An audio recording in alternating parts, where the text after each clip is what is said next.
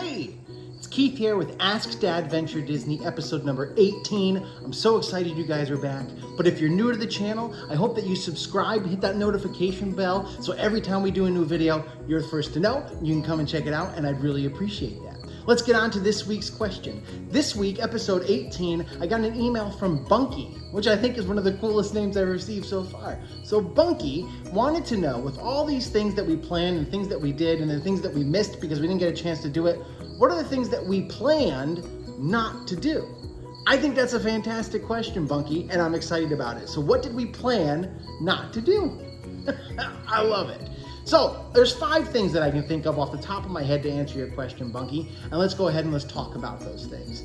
The first one, very obviously, with kids 5 and under. I had 3 kids, 5 and under, when I went this last time. We didn't plan on going on any of the big rides. So Tower of Terror, Aerosmith, Rock and Roller Coaster, the Flight of Passage over in Pandora. Those are the kind of things that we avoided. Soarin' at Epcot, we didn't go on those. The little kids couldn't go on those, so we didn't go on those. And we had planned not to go on those. I'm not a huge thrill seeker to start with, so these rides don't really do a lot for me. But we did, we enjoyed Pandora. We enjoyed walking around Pandora, and we went on the Navi River journey with the kids. That was a lot of fun, and we got to see lots of different colors and all that there. So that was a lot of fun, and we got to experience it. We just didn't wait in a long time or use our fast passes on, the Pandora Flight of Passage. We just didn't do it this time. I still haven't gone on Flight of Passage. I'd love to. Fast passes, you know how fast they go. But someday, when the kids are a little bit older, I'm sure that we'll all do that together and it will be a lot of fun. But we didn't do it this trip. Didn't do any of those kinds of big rides.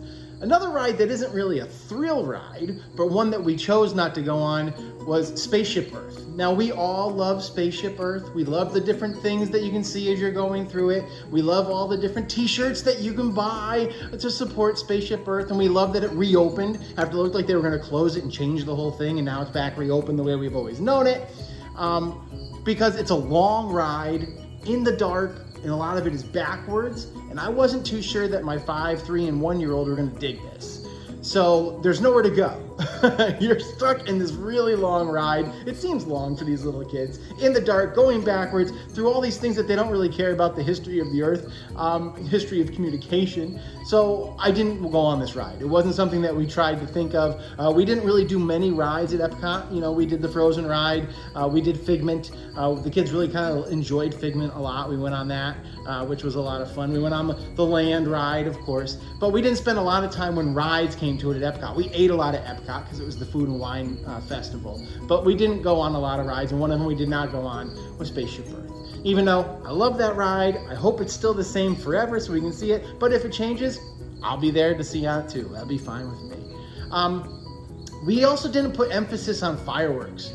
We planned on not doing that. We weren't sure the kids were even going to be awake at night or worthy of wanting to go, meaning that they are feeling excited about it or wanting to go and visit and see the fireworks. So we kind of took it day by day, whether or not the kids wanted to see the fireworks. We were at Hollywood Studios one night. We asked about Fantasmic. They wanted to do it. We went ahead and we saw it. Now, one of the things we did is we sat all the way in the back. There's actually a row of bleachers that go alongside the concession stands up in the back. We didn't go down into the seats.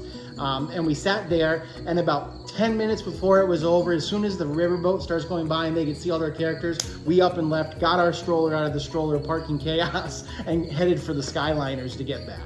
We didn't wait for the whole show to exit and have that kind of big mobs mentality that the kids kind of would have gotten a little overwhelmed with that late at night past their bedtime. Epcot, we decided at the last minute to go see it. We left our room at the Caribbean beach, hopped on the Skyliner, landed at the International Gateway, walked right over to an overpass, watched Epcot there. I think it was Epcot Forever while we were there. So it was Epcot Forever with the flying, fire kites, which the kids really loved. But we just walked right out of the Skyliner, through the International Gateway, stopped right there on that bridge, watched the lagoon from the backside. We didn't make a big deal about going around the front and making sure that we were up close and personal. We got to see the whole thing. We got to hear the music, hear the narration, watch all the cool different fireworks and stuff, and enjoy it that way. And the same thing with the Magic Kingdom. I talked about it in one of my other episodes. What did we miss? I talked about, and you can probably see that as it comes comes up on the screen up here somewhere. But what did I miss? And one of them was that we didn't get to see the firework projections on the Magic Kingdom Castle, but that's okay.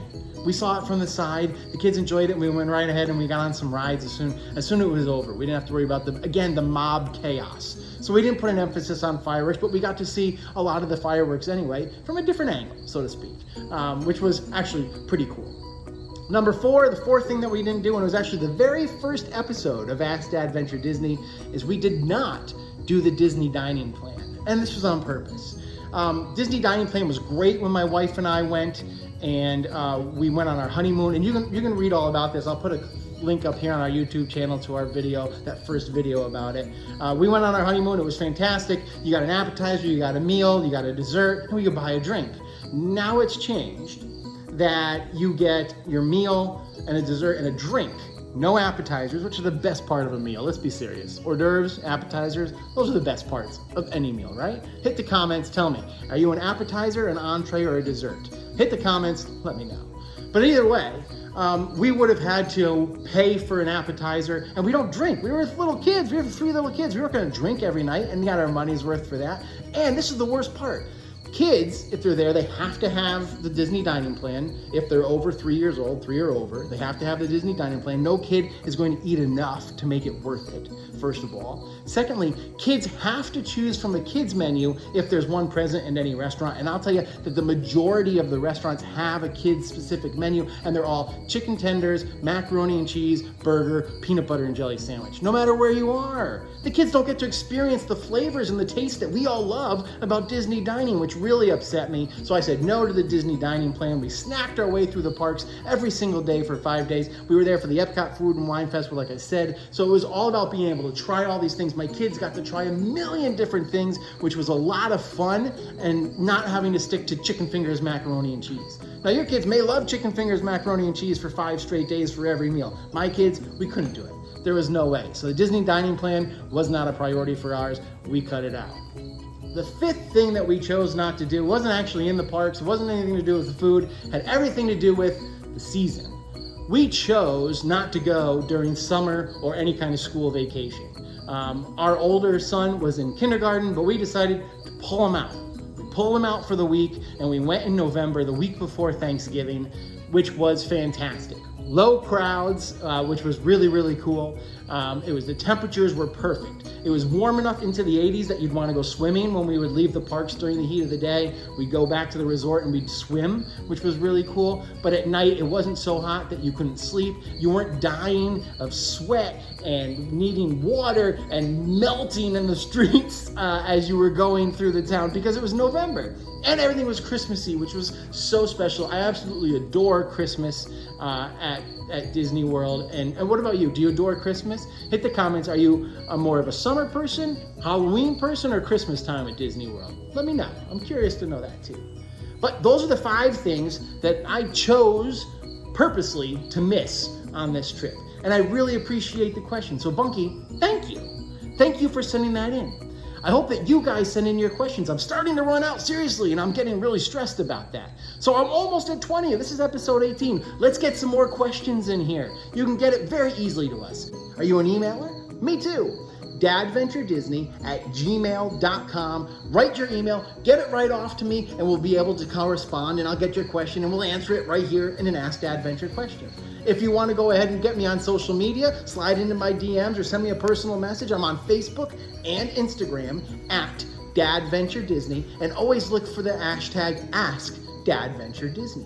And of course, you can go to our website, DADventureDisney.com. You can find all of our Ask DADventure questions there. You can find all the stories that I write, the recaps, the planning. You can find the tips. You can find our Disney Parents panel. You can find my small shop spotlight too, where I spotlight lots of Disney-inspired shops that like to sell really cool small gears. You can find all that, again, at DADventureDisney.com. Thank you once again, Bunky, for sending this question in. Thank you guys for watching. I hope that you comment, like, subscribe, do all those things that you have to do here on YouTube, and share it with your friends. Spread the Disney karma. Spread it all out. I also have to thank Main Street by Kai, who gave me this really cool Forky hat. She's a fantastic little small shop. Check her out. She's on Etsy. She's on Instagram. Main Street by Kai. Thank you so much, Kai, for this hat. I love it, of course. And I thank you again all for watching. I hope that we get to see each other in the park real soon. Stay safe, stay healthy. So